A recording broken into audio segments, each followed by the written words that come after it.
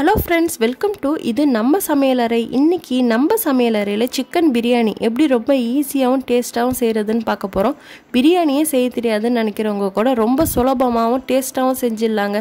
அதுக்கு முன்னாடி நம்மளோட சேனலை சப்ஸ்கிரைப் பண்ணிடுங்க, கூட இருக்கிற பெல் ஐகானையும் பிரஸ் பண்ணிடுங்க. இப்போ சிக்கன் பிரியாணி செய்யறதுக்கு 600 kilograms சிக்கனும் அதே குவான்டிட்டியில் ரைஸும் எடுத்திருக்கேன். இது 2.5 கப் ரைஸு. இதுக்கு 3 மீடியம் சைஸ் வெங்காயம், 3 தக்காளி, 2 பச்சை மிளகாய் எடுத்திருக்கேன். ஒரு கைப்பிடி அளவு மல்லிக்கீரை, புதினா எடுத்திருக்கேன். 10லேருந்து 12 சின்ன வெங்காயத்தை எடுத்திருக்கேன். இதை நல்லா அரைச்சி பேஸ்ட் ஆக்கிக்கணும். 3 டேபிள் ஸ்பூன் இஞ்சி பூண்டு பேஸ்ட்டு, 1/2 லெமன் எடுத்திருக்கேன். 1/2 டீஸ்பூன் மஞ்சள் தூள், 1 டேபிள் ஸ்பூன் மிளகாய் தூள், 1 டேபிள் ஸ்பூன் கறி மசாலா, 1 டீஸ்பூன் பிரியாணி மசாலா, இதோட 2 டேபிள் ஸ்பூன் தயிர் ஆட் பண்ணிக்கணும். இப்போது ஒரு பிரியாணி பாட் வச்சுருக்கேன். இந்த பேன் நல்லா ஹீட் ஆனதுக்கு அப்புறமா இதில் 2 டேபிள் ஸ்பூன் ஆயிலும் 1 டேபிள் ஸ்பூன் கீயும் ஆட் பண்ணுறேன். கீ நல்லா உருகுனதுக்கு அப்புறமா இதில் 2 இன்ச்சு அளவுக்கு ஒரு பட்டை, 3 ஏலக்காய், 3 கிராம்பு ஆட் பண்ணுறேன். இது லைட்டாக பொரிஞ்சதுக்கு அப்புறமா இதில் கட் பண்ணி வச்சுருக்க வெங்காயத்தை ஆட் பண்ணிடுறேன். வெங்காயம் நல்லா கோல்டன் ப்ரௌன் கலர் ஆகிற அளவுக்கு வதக்கி விடணும். இந்த பிரியாணியில் நம்ம தனியாக எந்த வெங்காயத்தையும் ஃப்ரை பண்ணி போட போகிறதில்ல. அதனால் கண்டிப்பாக நம்ம இந்த வெங்காயத்தை இந்த ஸ்டேஜ் வரைக்கும் வதக்கி விடணும். வெங்காயம் நல்லா கலர் சேஞ்ச் ஆகி வதங்கினதுக்கு அப்புறமா இஞ்சி பூண்டு பேஸ்ட்டு ஆட் பண்ணிடணும். இஞ்சி பூண்டு பேஸ்ட்டு நல்லா பச்சை வாசம் போகிற அளவுக்கு வதக்கி விட்டதுக்கு அப்புறமா நம்ம எடுத்து வச்சுருந்த சின்ன வெங்காயத்தை இந்த மாதிரி பேஸ்ட் ஆக்கி இதோட சேர்த்துடணும். சின்ன வெங்காயம் சேர்க்கறதுனால பிரியாணி ரொம்ப டேஸ்ட்டாக இருக்கும். கண்டிப்பாக ஸ்கிப் பண்ணாமல் சேர்த்துக்கங்க. இதோட கட் பண்ணி வச்சுருந்த தக்காளியும் பச்சை மிளகாவையும் ஆட் பண்ணிட்டேன். இதோட 1 டேபிள் ஸ்பூன் சால்ட் ஆட் பண்ணுறேன். இதை லைட்டாக மிக்ஸ் பண்ணி விட்டுட்டு இதை 5 மினிட்ஸ் க்ளோஸ் பண்ணிவிட்டு குக் பண்ணிக்கலாம். இப்போது 5 மினிட்ஸ்க்கு அப்புறமா ஓப்பன் பண்ணுறேன். தக்காளிலாம் நல்லா மேஷ் ஆகிற அளவுக்கு குக் ஆகிடுச்சு. இந்த அளவுக்கு தக்காளிலாம் நல்லா மேஷ் ஆகிற அளவுக்கு குக் பண்ணணும். இப்போது இதில் 2 டேபிள் ஸ்பூன் தயிர் ஆட் பண்ணிக்கிறேன். தயிர் ஆட் பண்ணிவிட்டு லைட்டாக மிக்ஸ் பண்ணி விட்டுக்கணும். இப்போது இதில் ஒரு கைப்பிடி அளவு மல்லி புதினா ஆட் பண்ணுறேன். இப்போது மல்லி புதினா சேர்த்துட்டு இதை லைட்டாக வதக்கி விட்டுக்கிறேன்.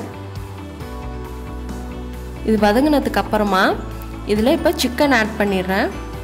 ஸ்பைசஸ் ஆட் பண்ணுறதுக்கு முன்னாடி சிக்கன் ஆட் பண்ணிடணும். அப்போ தான் சிக்கன் உங்களுக்கு கொஞ்சம் ஃபாஸ்ட்டாக குக் ஆகும்.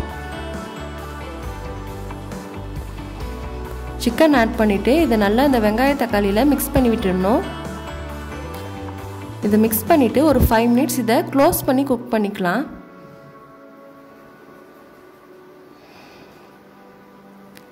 இப்போ ஒரு 5 மினிட்ஸ்க்கு அப்புறமா ஓப்பன் பண்ணுறேன்.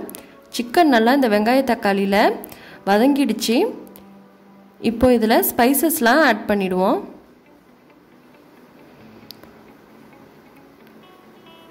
ஸ்பைசஸ் ஆட் பண்ணுறதுக்கு முன்னாடி அடுப்பை சிம்மில் வச்சுக்கோங்க. இப்போ 1/2 டீஸ்பூன் மஞ்சள் தூள் ஆட் பண்ணுறேன். 1 டேபிள் ஸ்பூன் மிளகாய் தூள்,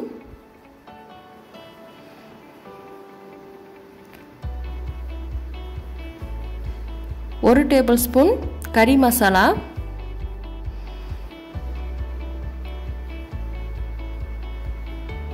1/2 டீஸ்பூன் பிரியாணி மசாலா. இந்த கறி மசாலாவும் பிரியாணி மசாலாவும் ஹோம்மேட் தான். இதை எப்படி செய்கிறங்கிற வீடியோவும் நான் சீக்கிரமாக போஸ்ட் பண்ணுறேன். இப்போ இதில் 1/2 லெமன் சேர்க்குறேன்.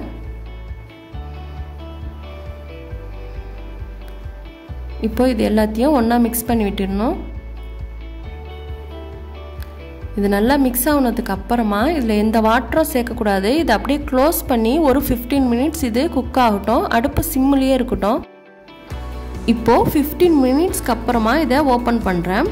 இப்போ பாருங்கள், தண்ணிலாம் எதுவுமே இல்லை. கிரேவியில் நல்லா ஆயில் ரிலீஸ் ஆகிருக்கு. சிக்கனும் ஒரு 75% போல் குக் ஆகிருக்கு. ஃபுல்லாகவும் சிக்கன் குக் ஆகக்கூடாது. இப்போது 2 குழிக்கரண்டி போல் இந்த கிரேவியோட ஆயிலும் சேர்த்து எடுத்து வச்சுக்கிறேன்.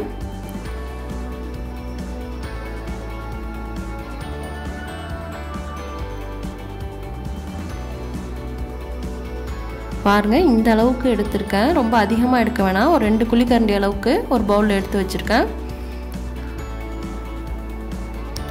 இப்போ இதில் தண்ணி ஆட் பண்ணிடலாம். 2.5 கப் ரைஸுக்கு 5 டம்ளர் தண்ணி சேர்க்குறேன். தண்ணி வந்து அதிகமாகவும் சேர்க்கக்கூடாது, குறைவாகவும் சேர்க்கக்கூடாது. நம்ம எந்த டம்ளரால் ரைஸ் எடுக்கிறோமோ அதே டம்ளராலேயே தண்ணியை ஆட் பண்ணுங்கள். இப்போது சால்ட்டு செக் பண்ணிவிட்டு சால்ட்டு ஆட் பண்ணிடுறேன். இப்போது தண்ணி நல்லா கொதிக்க ஆரம்பிச்சிருச்சு. இந்த மாதிரி கொதி வந்து 2லேருந்து 3 நிமிஷம் போல் தண்ணி நல்லா கொதிக்கிட்டோம். கொதிச்சதுக்கு அப்புறமா ரைஸ் ஆட் பண்ணுங்கள். இப்போது ரைஸ் நல்லா வாஷ் பண்ணிவிட்டு ஃபில்டர் பண்ணிவிட்டு இதில் சேர்க்குறேன். ரைஸில் எக்ஸ்ட்ரா தண்ணிலாம் எதுவுமே இருக்கக்கூடாது. இப்போது இந்த மாதிரி நல்லா கொதிக்குது. இடையில கிளறி விட்டுக்கிட்டே இருங்க. ரைஸு இந்த ஸ்டேஜ் அளவுக்கு வந்ததுக்கு அப்புறமா ரொம்ப ட்ரையாகவும் ஆகிடக்கூடாது, அதே நேரத்தில் ரொம்ப வாட்டராகவும் இருக்கக்கூடாது. கரெக்டாக இந்த ஸ்டேஜ் இருக்கும்போது கொஞ்சமாக இதில் புதினா ஆட் பண்ணுறேன்.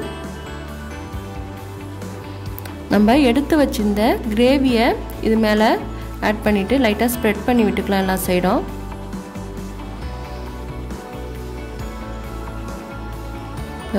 இப்போது மசாலாலாம் நல்லா ஸ்ப்ரெட் பண்ணி விட்டதுக்கப்புறமா ஒரு 1/4 டீஸ்பூன் பிரியாணி மசாலாவை மேலே லைட்டாக தூவி விட்டுக்கிறேன். இப்போது இது ஃபுட் கலரு ஒரு 2 டேபிள் ஸ்பூன் தண்ணியில் வந்து இதை கரைச்சி வச்சுருக்கேன். இது வேணுங்கிறவங்க யூஸ் பண்ணுங்கள், இல்லைனா ஸ்கிப் பண்ணிவிடுங்க. இது ஆப்ஷனல் தான். இப்போ இதை ஒரு ஃபாயில் பேப்பர் போட்டு க்ளோஸ் பண்ணிடலாம். அடுப்பை சிம்மில் வச்சுடுங்க. க்ளோஸ் பண்ணதுக்கு அப்புறமா அடுப்பை சிம்மில் வச்சு 10 நிமிஷம் தம்மில் வைக்கணும். 10 நிமிஷத்துக்கு அப்புறமா ஸ்டவ்வை ஆஃப் பண்ணிவிட்டு 10 நிமிஷம் அப்படியே விட்டுருங்க. அதுக்கப்புறமா இப்போ நான் ஓப்பன் பண்ணுறேன். டோட்டலாக 20 மினிட்ஸ்க்கு அப்புறமா தான் ஓப்பன் பண்ணுறேன். பாருங்கள், ரைஸ்லாம் நல்லா குக்காக இருக்குது. எக்ஸ்ட்ரா எந்த வாட்டரும் இல்லை. நல்லா உதிரியாக ரைஸ் அழகாக வெந்திருக்கு. அவ்வளோதாங்க, சிக்கன் பிரியாணி ரொம்ப சூப்பராக டேஸ்ட்டாக ரெடி ஆகிடுச்சு. கண்டிப்பாக உங்கள் வீட்டில் இன்றைக்கே ட்ரை பண்ணி பாருங்கள். செய்கிறது ரொம்ப ஈஸி தான்.